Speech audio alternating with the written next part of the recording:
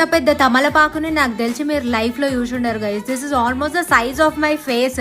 By the way నేను ఒక interesting విషయం చెప్తాను. తమలపాకుకి స్టెమ్స్ మీద ఇట్లా చిన్న చిన్న హెయిరీ స్ట్రక్చర్ ప్రొజెక్షన్స్ చూసారు కదా మీరు.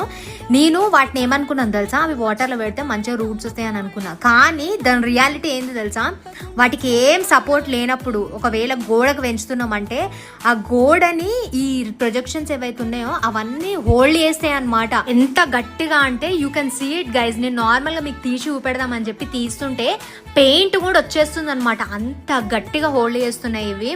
నాకైతే ఆశ్చర్యం అనిపించింది ఇవి చూస్తుంటే. అసలు ఏం సపోర్ట్ లేకుండా ఒట్టిగా ఎట్టికి గోడగా పెరుగుతుంది. ఇట్లా పెరిగిన దానికే లీవ్స్ ఎంత పెద్దగా పెరిగినాయి అండ్ మంచిగా ఇట్లా స్మూత్గా ఉన్నాయి. ఎక్కువ ముడతలు కూడా లేవు. బ్యూటిఫుల్ గా కనిపిస్తుంది కదా.